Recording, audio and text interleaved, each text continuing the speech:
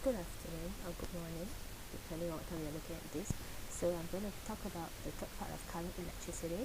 So it is on resistance. I'm sure you already know something about it, quite a lot of things about it, but we want to look at it further in detail for this part of the lesson.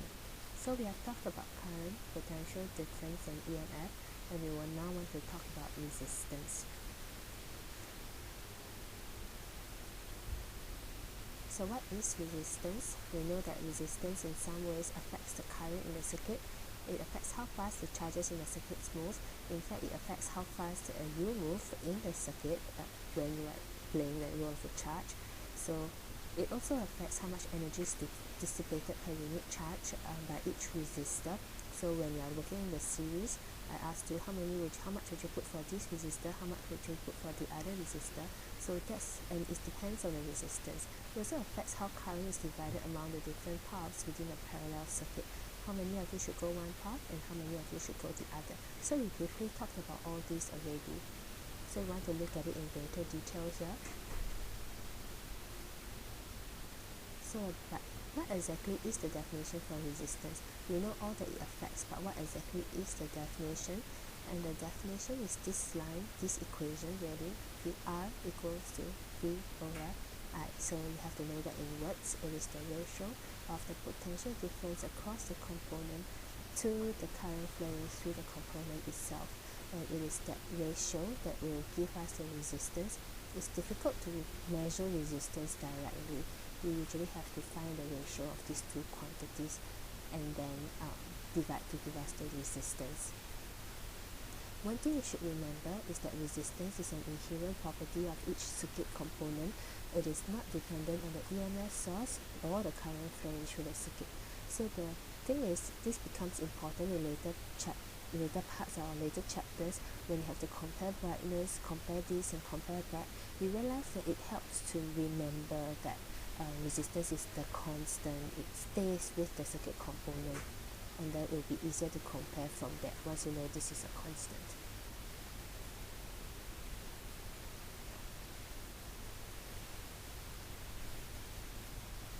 So let us try this worksheet 13.3 questions 1 and 2. Resistance is the ability of a substance to resist the flow of electrons or current through it. A good conductor has a low resistance while a poor conductor has a high resistance. When current passes through a bulb, electrical energy is converted into light and heat energy. So you see, when we talk about light, brightness, we are talking about energy. And in a circuit,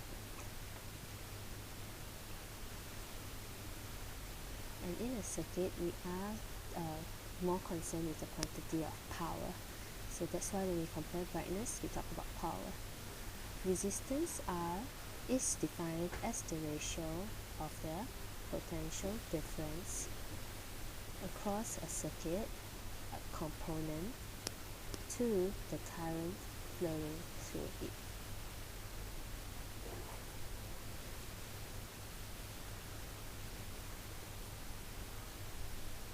In symbols, R equals to V over I. The unit of resistance is the ohm, written in this is the big omega. The resistance of a metallic conductor depends on the material of the conductor, and it is directly proportional to length. The longer the resistor, the higher the resistance, inversely proportional to cross-sectional area, and it increases as the temperature increases. So note that this statement, increases as the temperature increases, is only for a metallic conductor. You will see that in later parts there are other components in which the resistance will decrease as the temperature increases. So this is not always true. It is for specific materials. So for different materials, it is different. For a given material, its resistance is affected by its length and also by its cross-sectional area. So for length, this is how we want to see it. as remember you as a charge, as you go past a resistor, you do have to keep dissipating energy, giving the resistor energy as you walk through it. So the longer resistor means that you have to keep giving energy at a constant pace, and the longer the resistor, the more energy you end up losing. So if you lose more energy, that means the resistance of the object is higher. You need to do more work. So for cross-sectional area, this is how you want to look at it. Let's say I have two wires like that, one big, one small. See, for the big one, many of you can walk through the wire easily, as compared to the small one where only one of you can squeeze in. So when it's easier for the charges to flow, means that your resistance is actually less. If you have to think about it, you can think that if more charges are able to flow through, means that the current is actually increased.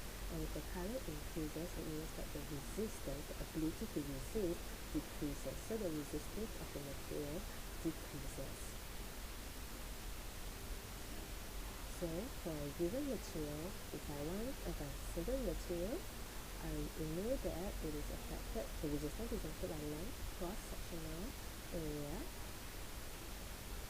as well as the resistivity, which is the proportionality constant. The resistivity is affected by the material. So if I have something like a certain material, then I want to make it of a certain resistance, then I just need to consider the length of cross-sectional area to give me that resistance. Which also means that if the question says that two things are made of the same material, immediately you must think that the resistivity must be the same for both of these resistors. So let's look at worksheet 13.3 questions 4 and 5. So a resistance wire has a resistance of 3 ohms per meter. So usually we only give it as 3 ohm per meter instead of having you to calculate the cross-sectional area. So length is easier, so we usually fix the cross-sectional area and give it to you in this form. So find the total resistance if the length of each wire is 1.5 meters long, connected in parallel. So the resistance of each wire is 3.0 ohm per meter multiplied by 1.5 meters, and that gives us 4.5 ohms. So the resistance of each wire is 4.5 ohms. So if I connect them in parallel, which is in this manner, what's the effective resistance of this circuit at this moment? So the effective resistance, yes, we can use our knowledge of parallel resistors. 1 over RE equals to 1 over 4.5 plus 1 over 4.5 plus 1 over 4.5. That gives me 3 over 4.5, and then gives me equals to 1 over 1.5. So the effective resistance RE is 1.5 ohms. We can see that this is 1.5 ohms, and how is it related to your 4.5?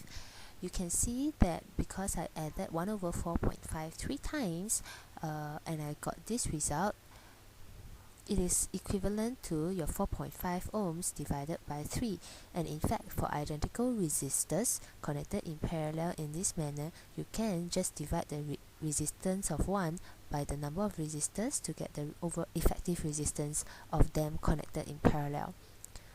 So this is how we did it using the effective resistance, but can we also look at it using the formula that we just talked about, the R equals to rho L over A, this formula? How are we going to use these to solve this question? Now it is really weird to ask a question knowing that no one really can answer me now, but let's just, I should just answer it myself. So let's just look at this. These 3 resistors, I have colored the cross-sectional area. I can, instead of aligning them in this manner, I can pile them all together into one big pile, and this is what I'll end up with. Okay, I'll get this pile of 3 resistors stacked together, and you will see that the length doesn't change. The length is the same. The resistivity is also the same. It is not multiplied by 3, it is the same because it is the same material still. But the cross-sectional area, what happened? You see that now I have a big fat wire and the cross-sectional area has increased by 3 times. So if I just add the factor of 3 there, you see that my effective resistance is 1/3 of the initial, and it is the same as just now. So we can use this formula that we have just learned as well. So let us try question 4b. Now I know that there's a current of 2 ampere in each of the 1.5 meter length of wire when connected in parallel as in the above. So let me just draw that first, and I know that through each resistor there's 2 amperes. So now let me have this resistor and this resistor as well. I connect them all in parallel, and I know the current through this is each one is 2 amperes. So I use V equals to IR. I know it's 2 amperes, but the R, should I take 4.5 ohms or 1.5 ohms? So again, you see, I'm asking a question that no one can answer. No, at least you can't tell me now, I can't hear you. So yes, I shall answer myself. I should take the resistance R as each, because it is through each of the wires. The resistance shall be each of the wire, because the current is through each of the wires. So I should take it as that. So I should end up with 2 times 4.5, that's 9 volts.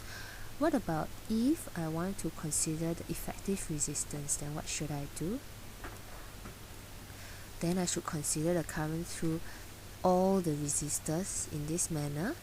So I want to look for the current through all the resistors, then I can multiply that by the effective resistance. So through all the resistors, what should the current be?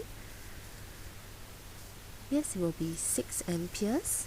And if I have 6 amperes, because each of the branch is 2 ampere, and I multiply it by 1.5 ohms, I will also end up with 9 volts. So it is the same. So for question 5, a 1.5 meters long wire made of material X has a resistance of 6 ohm. What is the resistivity if they give you the cross-sectional area? So I'm using this formula now. This is what I want to find, the resistivity, rho. So I'll just equate them. Resistance is 6, rho. L is 1.5 meters. A is 1.0 millimeters square millimeters. So I do need to convert it to meters, and that's times 10 to the power of minus 6. So once I have that, I can calculate rho. Rho is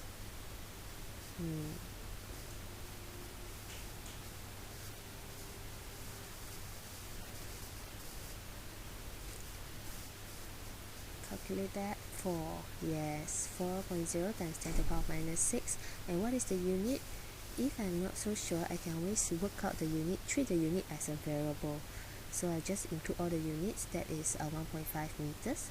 This is meters square and 6 ohms. So once I do that, I can equate, I can work on the variables, and I end up with ohm meter. So that's the unit for resistivity.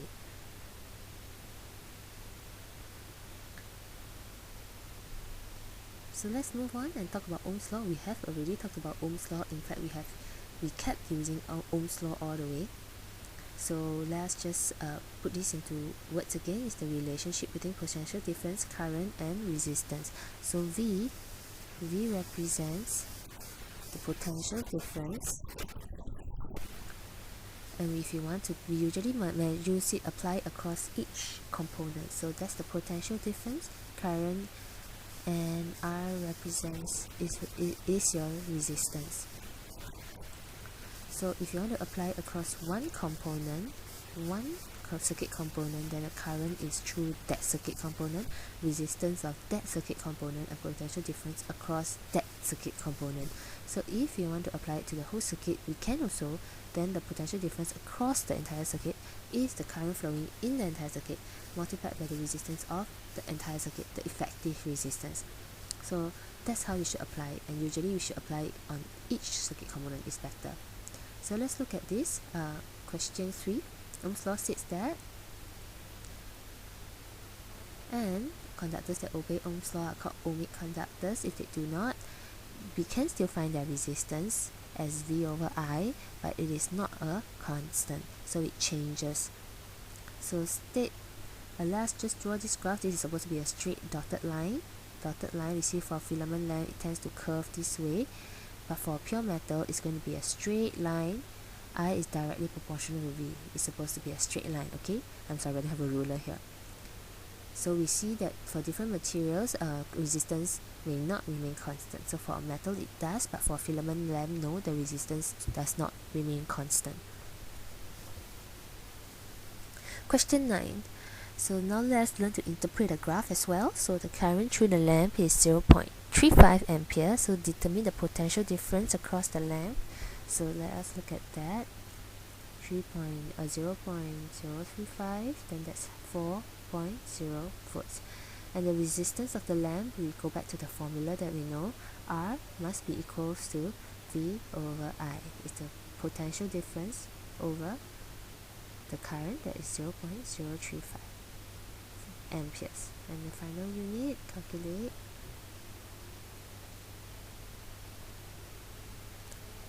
I get about 114 ohms, and to 2 sig fig, that's safer because I have 4.0 and 0.035, so 2 sig fig 110 ohms. So that's how you find the resistance. So we want to talk about the effective resistance of a series circuit. We have talked about it, we keep using it, and it's somewhere at the back of your mind, but let me just formalize it now. Let me just draw the circuit first. So for a series circuit, where I have R1 connected in series with another resistor R2, let me connect them. It is equivalent if I connect it this way. So if I want the current in the circuit to be equivalent in this manner, then what would be the effective resistance RE as compared to R1 and R2? And we all know it is the direct sum of both for series circuits. For parallel circuits, let me just draw it again.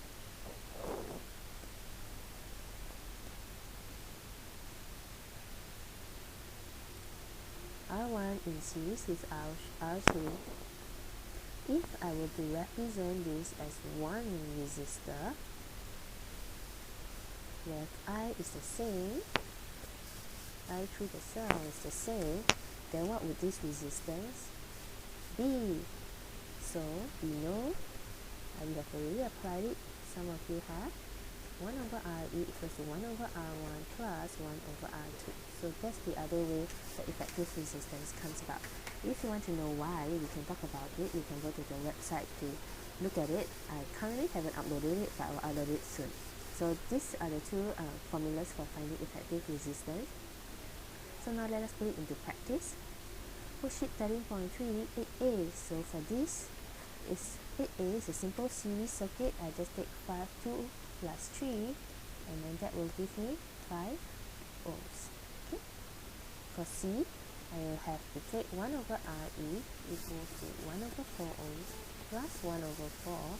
That is 2 over 4, and then that is half. So RE is 2 ohms. And you see, it still works. Each identical resistors, 4 ohms, 2 of them, so I can also take 4 ohms divided by 2 to give me 2 ohms. So you see, this still works over here. For 8B, look at this. Now I have 0 ohm and 8 ohm. What's going to happen is the effective resistance 0 ohm. Is it going to be 8 ohm, or is it going to be 4 ohm? Or what? If we apply the formula, what's going to happen? 1 over RE will be equal to 1 over 0 plus 1 over 8. Do we have 1 over 0? No, the limit doesn't exist. This is an undefined number, so we cannot use this, and in fact, this will become a short circuit.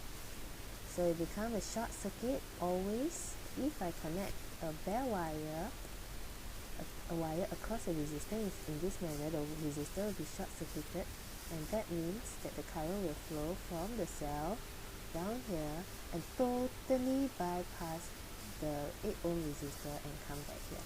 So the resistance of the circuit is going to be 0 ohm. It's a short circuit here. Okay? Only happens when it's 0. If it's 1 ohm, there will still be some. 1 ohm versus 8 ohm, 4 ohm versus 8 ohm, both of them will have some. It is only when it is 0 ohms that everything will be all the current will bypass the other resistor, only for 0 ohms. Okay, so that's the special case, and that's a short circuit. So in summary, we talked about a resistance of a given material that is proportional to length and inversely proportional to area. So for every material, I can create a resistor of a certain resistance based on this knowledge. We also revised Ohm's law, V equals to IR. Important thing is the current. If I want to find potential difference across one component, I must take current through that component only, multiplied by the resistor of that component only. But if I want to look at a field, then I must consider the effective resistance, current through all the resistors, as well as then I will get the potential difference across all the resistors. So take note of how you want to apply Ohm's law, and also revise on the effective resistance for series circuit and parallel circuit. So that's all. So you can complete it on your own, and you can check the answers on our outline. Hope this is clear. You look for me if you have any questions. I won't go through this in class. Thank you. Bye.